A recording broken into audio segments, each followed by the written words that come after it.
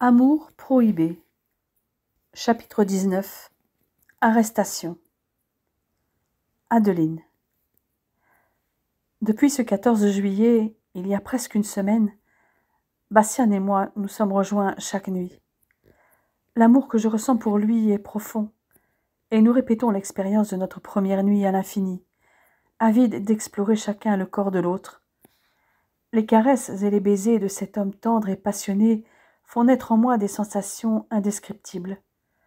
Nous nous aimons chaque nuit comme si c'était la dernière. À chaque fois que son regard ardent se pose sur moi, que j'entends sa voix, je sens que je m'empourpre en pensant à nos étreintes nocturnes, et je me sens enveloppée dans une douce chaleur. Mais personne ne doit savoir que nous sommes amants. Aussi, sans nous être concertés, nous maintenons une certaine distance entre nous dans la journée, devant les autres. Mais chaque soir, dans ma chambre, nous nous jetons l'un sur l'autre. Plus nous restons discrets, moins nous prêterons le flanc à de possibles rumeurs.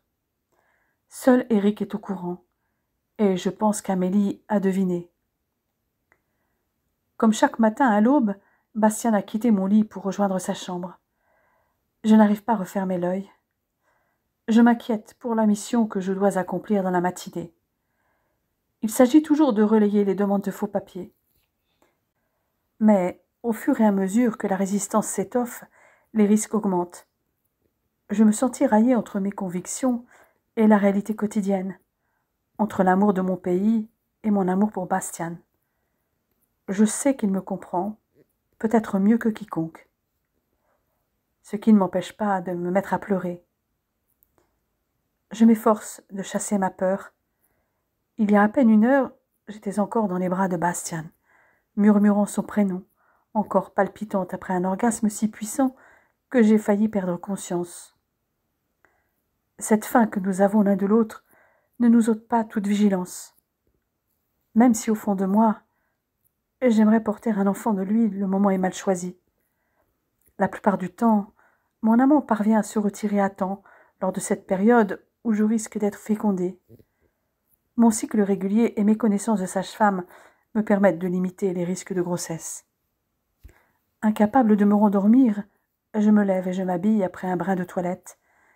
Je descends à la cuisine et je mets de l'eau à chauffer afin de me préparer un café.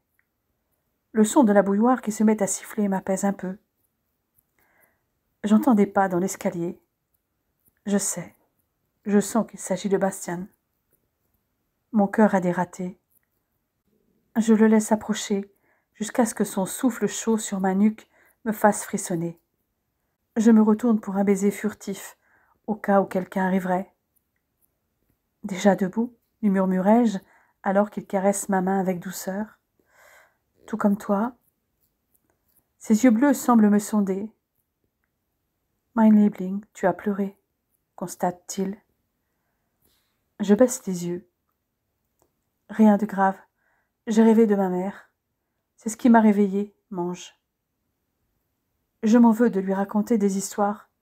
Je ne suis d'ailleurs pas certaine qu'il me croie. Son regard me transperce. Il cherche à lire en moi. Tu sais que tu peux te confier. Je suis là pour toi. Tout va bien, ne t'inquiète pas. Mon ton se veut convaincant, et il l'est apparemment. Il ne s'appesantit pas sur le sujet. Lui aussi a encore ses secrets. Il m'a entrouvert son cœur, mais je sais qu'il garde encore en lui des choses pénibles. J'en ai l'intime conviction. Je verse l'eau frémissante sur le café fraîchement moulu. Encore un cadeau de Bastien. Il s'éloigne un peu de moi au cas où quelqu'un viendrait. Sait-il à quel point je l'aime, avec ses cheveux en bataille, la chemise entr'ouverte sur son torse musclé? Je nous sers un café. Pendant que je sirote le mien, mon esprit se remet à vagabonder. Je ne veux pas trahir la confiance de mon amant, mais je ne peux tout lui dire, pour sa propre sécurité. Je lui sais gré de ne pas avoir insisté. Lorsqu'après avoir bu son café, il s'approche de moi, je me blottis contre lui. Sa simple présence suffit à calmer mes angoisses. Il me quitte après un baiser sur la tempe. Dans le funiculaire, comme à chaque fois que je suis en mission, je m'efforce de rester calme. Mais à l'intérieur de moi, la peur me noue les entrailles. Pourtant, personne ne fait particulièrement attention à moi. Arrivé sur la place Thiers, je néglige la vitrine de la bijouterie Lepage, devant laquelle j'aime bien m'arrêter d'habitude, comme je le faisais devant celle de la bijouterie Millot, détruite lors des bombardements britanniques d'août et septembre 1941, qui ont aussi anéanti les magasins Le Printemps et Monoprix. Je me contente de répondre d'un signe de la main à M. Ripoll, le propriétaire de la fruiterie Thiers. Généralement, je dois faire des efforts pour marcher à un rythme normal, mais aujourd'hui, plus je progresse vers ma destination, plus je ralentis. Devant l'hôtel de ville, de nombreuses personnes attendent l'ouverture des bureaux, la plupart pour obtenir leur carte d'alimentation. Je traverse les jardins de l'hôtel de ville sans saluer François Ier. De là, je vois la rue de Paris. Quand j'y serai, ma destination, Vaxelaire, un magasin de vêtements pour hommes et enfants au coin de la rue Victor Hugo, sera toute proche. Quelqu'un m'attrape par le bras et me pousse vers un bouquet d'arbres. Je sens mes jambes trembler, tétanisées par la peur. Je me laisse traîner à l'écart. Les seules personnes en vue sont des soldats allemands, ce qui n'est pas pour me rassurer. N'aie pas peur, Lina. Cette voix, je la reconnaîtrai entre mille. J'ose enfin me retourner pour voir le visage de celui qui me tient fermement. « Bastien, tu m'as suivi ?» Mon cœur bat un rythme fou. J'ai le souffle coupé. « Non, Schatz, je t'attendais. »« Comment ça ?» me questionnai-je inquiète. « Ce matin, j'ai bien vu que ça n'allait pas. Tu as voulu me faire croire que ça allait, mais ça n'a pas marché. Et j'ai une autre raison d'être ici.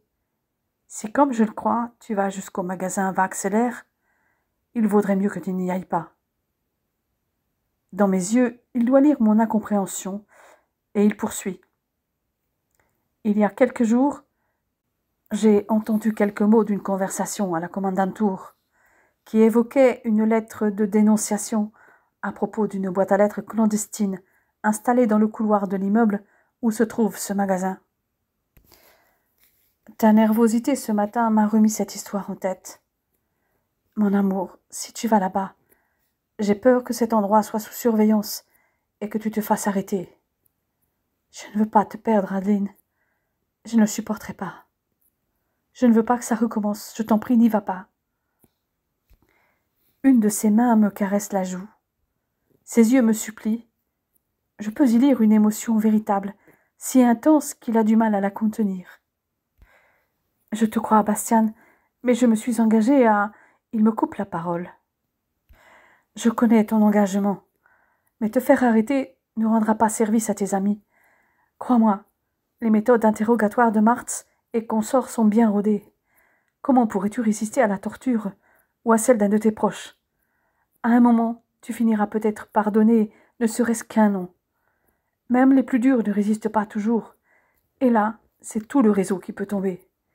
J'imagine que ton contact sait où te trouver en cas d'urgence, ou que toi, tu sais quoi faire. » Pour toute réponse, j'opine du chef, et je cherche le réconfort dans sa chaleur. Il me serre convulsivement contre lui, mais me relâche aussitôt. Je lève les yeux vers lui, étreinte par l'émotion. « Pourquoi fais-tu ça, Bastien ? Je ne veux que te protéger.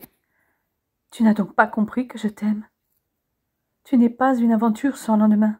Tu comptes énormément pour moi. » Cette déclaration d'amour me laisse sans voix. Comment pourrais-je nier l'évidence ? Il me le prouve depuis des semaines. Moi aussi je tiens à toi. Je n'ai jamais ressenti ça avant. Je t'aime. Nos lèvres se joignent un bref instant. Il faut que tu me remettes ce que tu es censé déposer dans cette boîte aux lettres.